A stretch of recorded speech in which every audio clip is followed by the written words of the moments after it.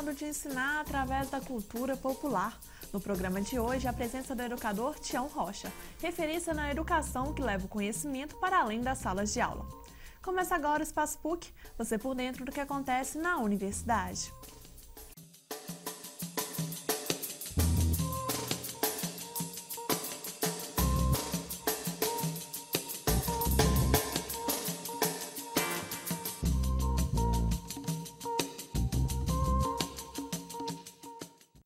Olá! Para ser um bom educador, é preciso primeiro aprender. É com este pensamento que o nosso convidado de hoje se tornou uma das referências na educação. Um jeito de ensinar que prende a atenção. Saberes populares e o conhecimento da cultura fazem parte da criação de uma pedagogia diferenciada. Eu recebo Tião Rocha, responsável por um novo modelo de conceito de educação. Tião, seja muito bem-vindo ao Espaço PUC. Muito obrigado. Prazer. Tião, eu queria que você contasse o que te fez propor uma nova maneira de educar. Eu fui professor uma boa parte da minha vida. Dei aula no ginásio, depois no científico, depois no segundo grau, terceiro grau e meio, graduação, pós-graduação, mestrado, doutorado. Em determinado momento, eu tive uma coisa, né? Os americanos chamam de insight, nós mineiros chamamos de clarão. E eu falei, olha, a partir de hoje eu não quero ser mais professor. A partir de hoje eu quero ser educador. Os meus amigos falavam, mas é a mesma coisa, ganho o mesmo salário. Eu falei, não, são coisas diferentes. Qual é a diferença? Eu falei, educador é aquele que ensina, professor é aquele que ensina, desculpa.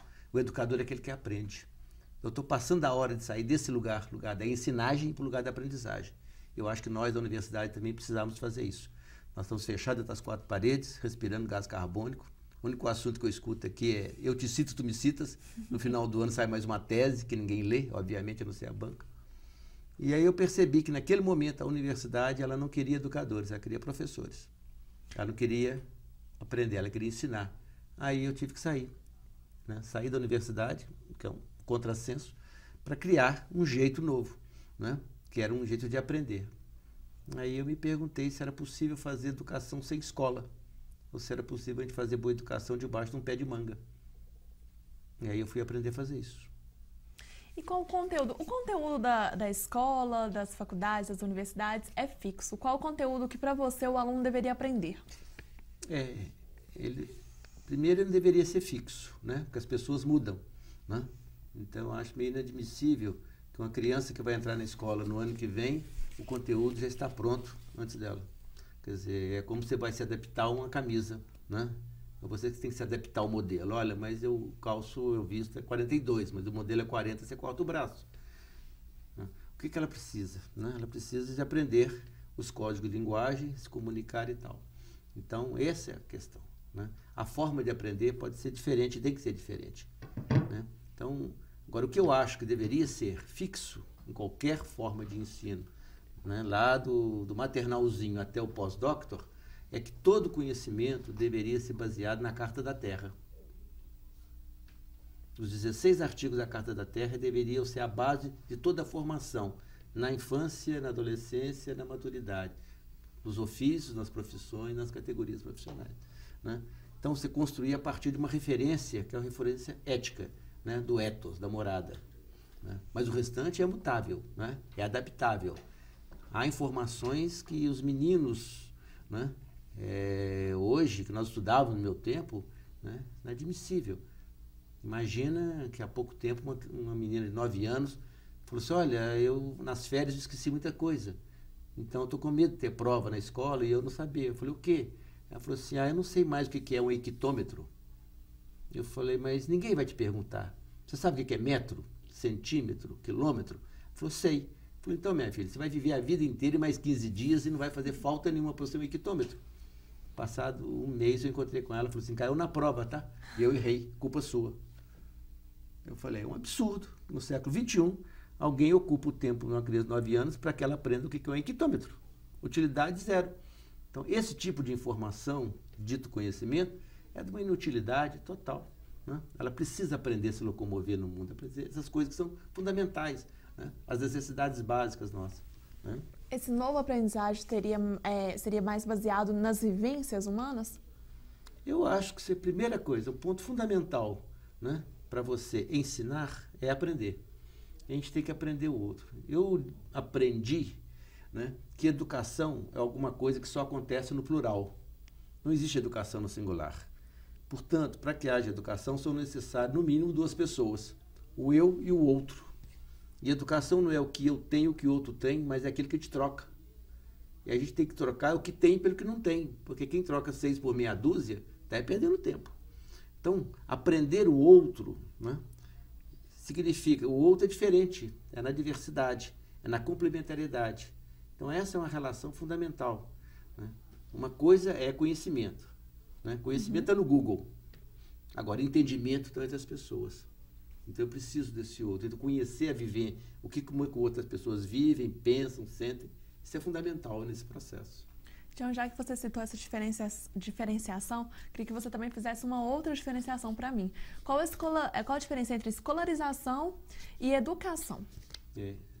Escola, para mim, é um meio. Educação é um fim.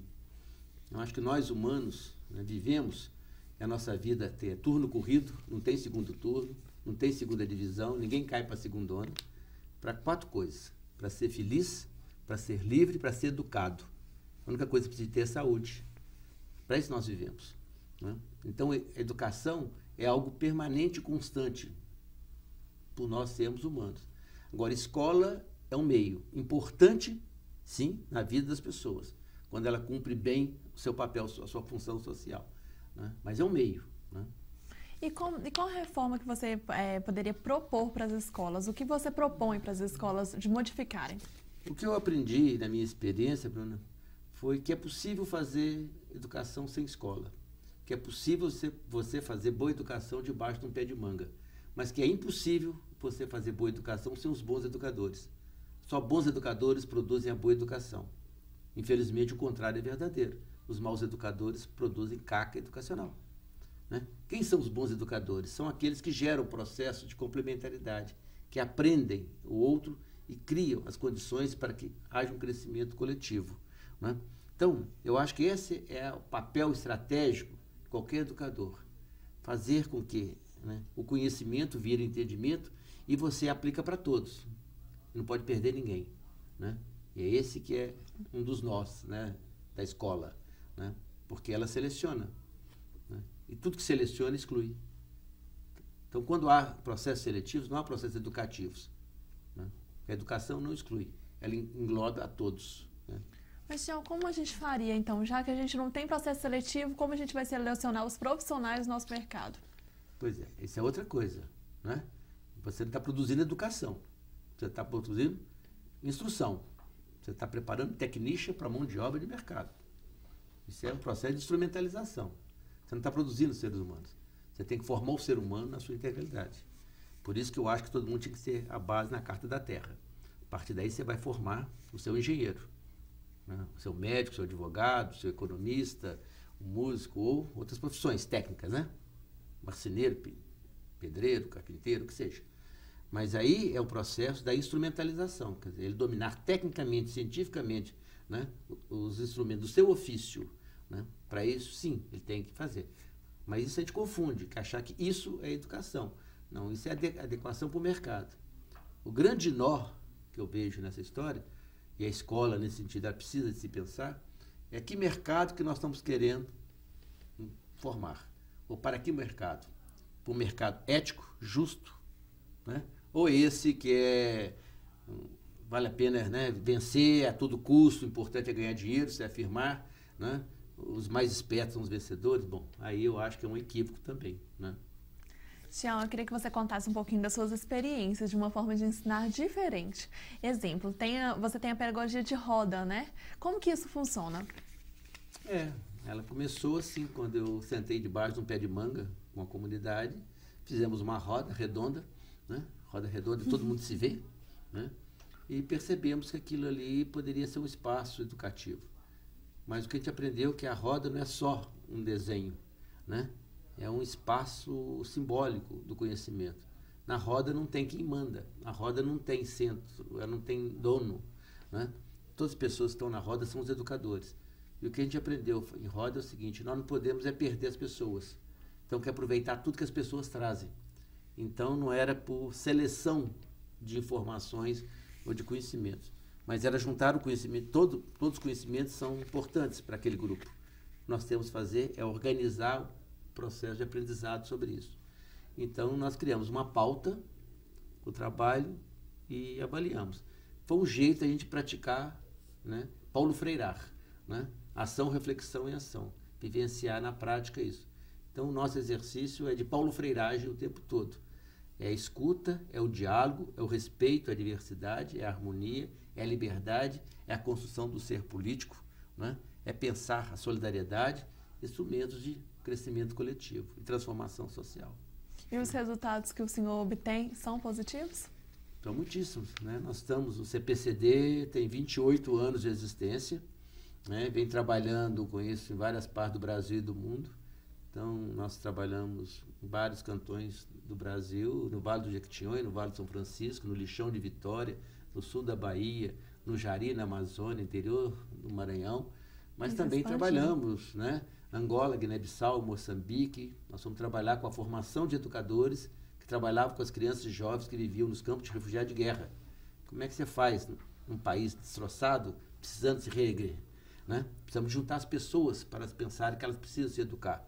Nós não tínhamos tempo de construir escola, mas nós tínhamos tempo, necessidade de construir pessoas. Pessoas que possam ajudar uns aos outros. Então, hoje essa experiência está consolidada, a base de projetos, tecnologias, né? Funciona, porque a essência é essa, né? Para fazer boa educação é necessário bons educadores, né?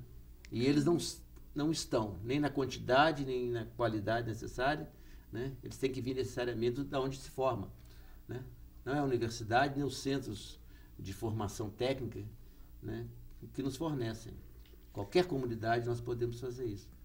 Né? Tião, já que você citou o centro, eu queria que você explicasse o que é e como que funciona para os telespectadores. O CPCD é uma ONG, né, que tem 28 anos, que é uma instituição de aprendizagem. Ela, como instituição guarda-chuva, ela funciona à base de perguntas. Perguntas que são desafios. Então, a cada pergunta, a busca da resposta nos leva a indicadores, sistematização da aprendizagem e transforma isso em pedagogias e tecnologias.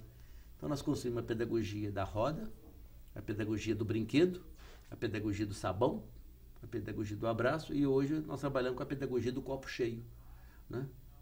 Explica um pouco para a gente, então, essa pedagogia. Do copo cheio? É porque nós somos treinados, né, quando você olha para um copo com água, né, se ele estiver pela metade, você pode falar que ele está meio cheio ou meio vazio, né? Só que nós somos treinados a olhar para uma comunidade pelo lado vazio. A gente sempre mede as carências das pessoas. Por isso que se constituiu o IDH. O Índice de Desenvolvimento Humano, ele só mede o lado vazio do copo. Por isso que ele constrói política para cuidar de carência. Como se carente foram os outros. Carente sou eu, né? Carente somos todos nós, de ética na política. Carente sou eu. Meu time não ganha um título há 40 anos. É uma carência quase total, né? Então, esse é um conceito muito, né, frágil. Então, não me interessa olhar o lado vazio, IDH, me interessa olhar o lado cheio, o IPDH, qual que é o Índice de Potencial de Desenvolvimento Humano, que é a capacidade que existe em qualquer comunidade de acolhimento, de convivência, de aprendizagem, de oportunidade. Então, é olhar para o outro, para você aprender o outro naquilo que ele tem, né? De acolhimento, para não ficar ninguém de fora, de convivência, na diversidade da solidariedade, de aprendizagem dos conhecimentos, das habilidades, das atitudes e de geração de oportunidade para que as pessoas se transformem. Quando você olha para isso, né, você percebe, né, que você não pode, né, você tem muito talento, muito recurso disponível, né, e é usar isso. E aí o que você tem que fazer a pergunta é de quantas maneiras diferentes e inovadoras eu posso transformar uma comunidade, alfabetizar uma criança, tirar os jovens da linha de tiro, né? Ou, hoje que eu penso, é construir uma cidade educativa, né? Esses seriam os seus ideais para a transformação da sociedade, Tião? Esse não só o ideal, essa é a minha grande utopia, né? Do não feito ainda, quer dizer, nós estamos trabalhando hoje no CPCD, não mais com projetos de escola de bar do pé de manga. A gente já respondeu isso. Hoje nós estamos trabalhando com plataformas.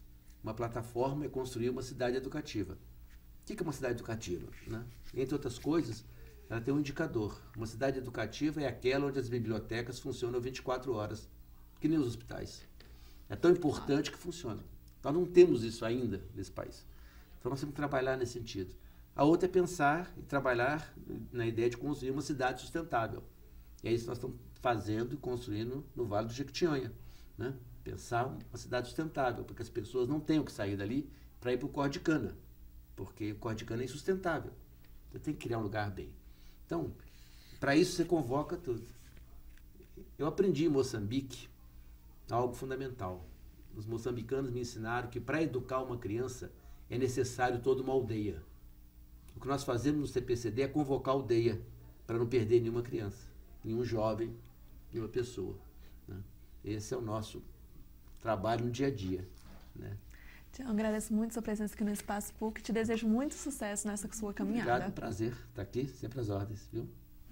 O Espaço PUC fica por aqui, mas você continua conosco pelo e-mail espaçopuc@pucminas.br. Acompanhe a reprise do programa de hoje às 8h30 e às 10h30 da noite. Amanhã estaremos de volta ao vivo às 5h30 da tarde. Obrigada pela companhia e até amanhã.